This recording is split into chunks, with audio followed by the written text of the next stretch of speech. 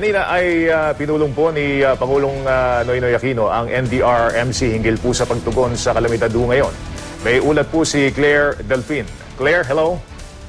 Yes, Joel. Kanina nga dito sa pulong ng NDRRMC Council, isa sa mga unang hiningi ng MMDA sa Pangulo ay ang mga rubber boat dahil kulang na araw ito at 4 na lugar ang kanilang binibigyan ng rescue operations. Ito yung Malabon, Marikina, Las Piñas at Quezon City.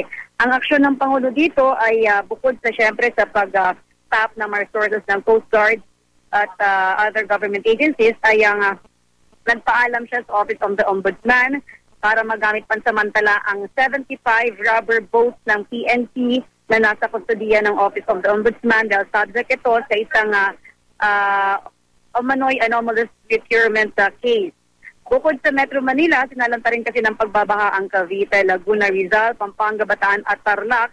At sa mga susunod na oras ay pupuruhan naman ng ulan, dala ng hanging bagat ang Benguet, Pangasinan, Zambales at La Union. Kaya ang pangunahing utos ng Pangulo sa mga government agencies ay ang to make sure na primary concern ang kaligtasan ng tao at mapuntahan ang lahat ng mga flooded area, even those na tila inaccessible. Joel, mula nung bagyong Hener hanggang sa paghampas ngayon ng hanging habagat, umabot na sa 53 katao ang nasawi. At sabi nga ni Pinoy, nakikiramay siya sa mga pamilyang namatayan, pero umaapila rin siya sa lahat na bigyan din ng seryosohin din ang sitwasyong ito dahil ilan daw sa mga naging biktima ay yung nagsiswimming pa sa baha kahit malalim na yung tubig. May ilan din daw mahirap ilikas at hinihintay munang dumating o tumindi yung baha bago magpalikas. Ang nangyari tuloy, pabalik-balik ang mga rescuer at nailalagay din sa alanganin ang buhay pati ng mga rescuer. So inatasan din ni Pinoy ang DSWD na magdagdag ng tao para sa pagsasagawa ng relief operations. At meron itong standby fund na 10 million pesos para sa relief operations. Sa DTI naman, ang utos ng Pangulo ay bantayan ang hoarding at yung pananamantala sa presyo ng mga pangunahing bilihin. Ang mga ospital, pinapahanda rin sa posibleng pagdagsa ng mga pasyente dulot ng waterborne disease. At isa sa tinututukan ngayon ng DOH at pinaghahandaan ay yung pagtaas ng kaso ng leptospirosis. Ang DepEd, inabisuhan na ang mga eskwelang apektado ng sunod-sunod na suspension of classes na sundin ang 180 mandatory school calendar days. Ibig sabihin, magdagdag ng 1 hanggang 2 oras na klase kada araw para sa mga regular class. At yung mga shifting classes naman ay magkaroon ng Saturday classes. Ayon kay Pinoy, satisfied naman daw siya sa response ng mga government agencies pero kailangan daw ay tayo na ang mga infrastruktura para matapos na raw ang paulit-ulit na eksenong ganito tuwing may ulan.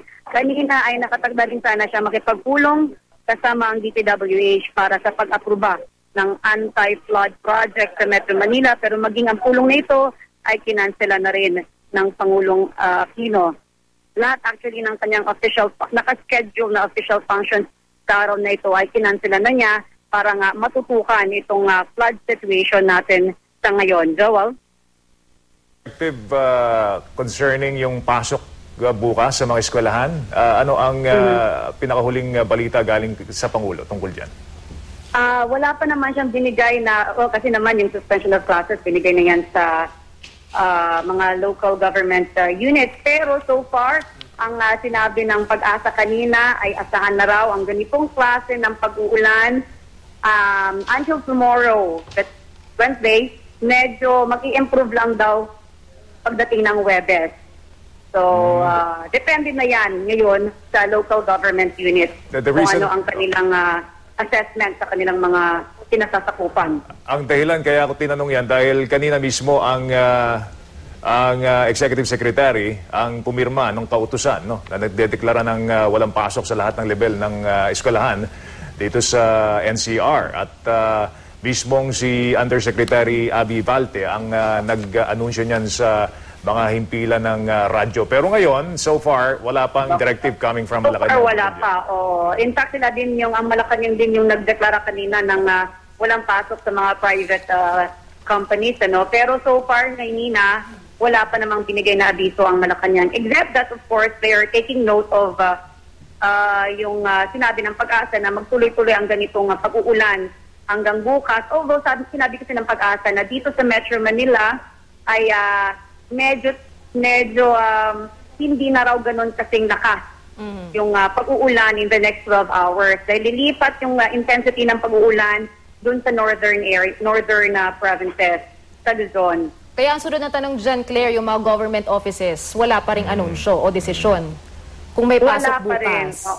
Wala pa ring anunsyo, Lala, I think ang unang i-anunsyo dyan is really yung sa klase, yung sa mga eskwelahan kasi may yung mga bata ang apektado doon. So, tulad ng ginawa nila today, nauna yung suspension of classes sa mga eskwelahan bago yung mga suspension ng mga opisina.